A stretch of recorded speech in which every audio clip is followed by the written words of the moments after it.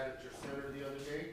Number one, where we're at on the GI Bill fix that we talked about, and then some other stuff about some outreach opportunities to other campuses for center folk, students, and staff to be able to go to other universities. I'll do a little update.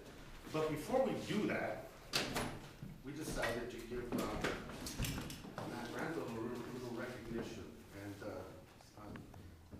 we have this process in the House of Representatives. It's called a Congressional record. And you put something in there that stays there for time immemorial. And so we did. We did on April 15th, we did a Congressional record honoring student veteran and community leader, Matt Randle. And I started out by saying, Mr. Speaker, I'm honored to recognize former United States Army combat medic and current University of Arizona student, Matt Randle. And then we go through all the wonderful contributions, both to our nation, in service of this nation, in uniform, and also to the wonderful contributions and leadership that Matt has led to getting the center going. And more importantly, for many of us, and for me, the education that Matt and the other veterans provided me, and the awareness about the issue, and the reintegration of people back after they served, I wouldn't have,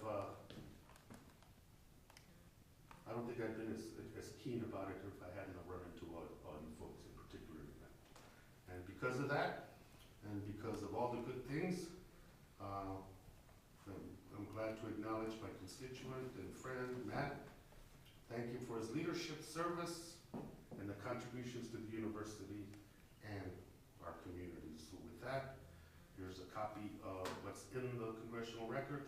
We'll send you the book once it gets done. It gets done about the end of the year with that portion in there, and we'll send that forward to you. It'll be exactly the way this one is. Congratulations.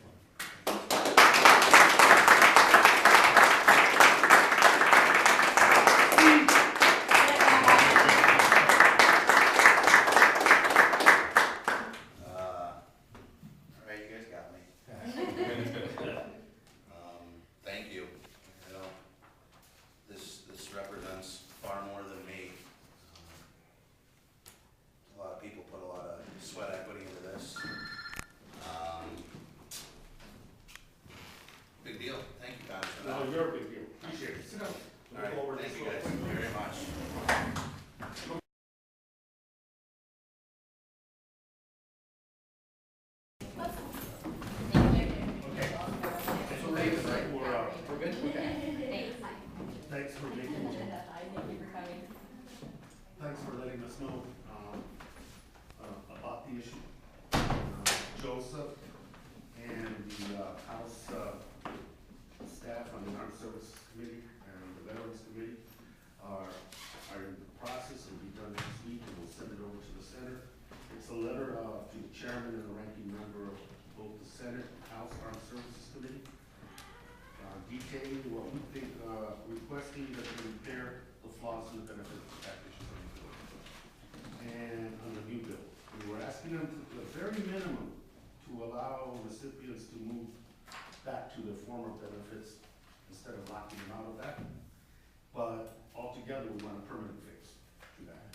And whether it is by different legislation, and it seems, and we also talked to Republican colleagues about that, and they understand that it's a flaw. And as I told you that it was probably more out of good intentions with bad consequences than anything else. And I think there's a real feeling to correct it. And if they can attach it to a piece of legislation that's dealing with bills as an amendment, anything dealing with veterans, that'll be get done quicker than a piece of legislation. That's where we're at. I see the timeline, the letter next week, and possibly as soon as July to try to make a fix, a permanent fix. But I do want to be honest with you, tell you that at the very minimum, if they can't do a fix right now to allow a waiver for recipients to be able to move back to their other benefits. But ideally, we need to fix it all together. So that's kind of where we're at on that one. I mean, that's kind of what we talked about in the meeting, right? Okay. Congressman, there's a Congresswoman Davis out of California.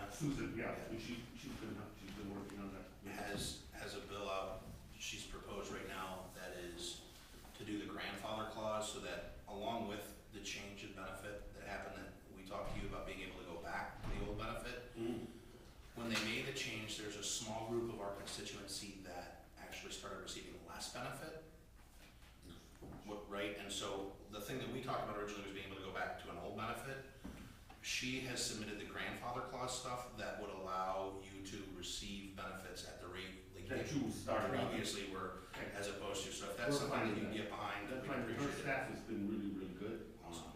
Hunter's staff from California has been very good. Filner's staff, the ranking members, and the chairman have been very good. So, we think we're gonna get it done real quick. And we'd like it to be done as either as an amendment to another piece of legislation or a standalone, like Susan has or somebody else has with some additions. So that's kind of where we're at. So I feel pretty good about it. I think it's gonna move quickly because there's nobody jacking up with it. They're not fighting it. So that's a good thing. And we've been talking to departments in the VA and to the education department, and with the idea of asking them to facilitate both travel and outreach, and maybe call together colleges that are interested to look at replicating what we're doing here somewhere else. And they're gonna come up with a plan. Obviously, the point of contact is gonna be the center here, and then we'll go from there. But the issue for us is, we can't ask the university to pick up the cost of sending people all over the place. I mean, that's gonna be a little hard to do right now. But we can ask the VA and the education department to do something together, pony up some cash so that people can travel, and room and board and all that good stuff. And also to bring other colleges, other veterans together from other parts of the country and colleges that are interested. Ideally, we would bring them here and then have a 2 or 3 day, and then they go back and start putting their stuff together. That's the plan. As soon as that committee's done, those 2 departments are done with that, we'll send you a copy so you can look it over. We'll send you a letter, and we'll send you what the letter on the fix, and with a timeline about how soon it's gonna be. And as soon as I brought it up, Susan Davis had worked with her vets, her student vets. Hunter had worked with his vets, Filner, and so it was not news to them. So everybody was really good about getting together, cooperating, and getting it done. So I'm pretty happy about it. So I appreciate you getting us on that.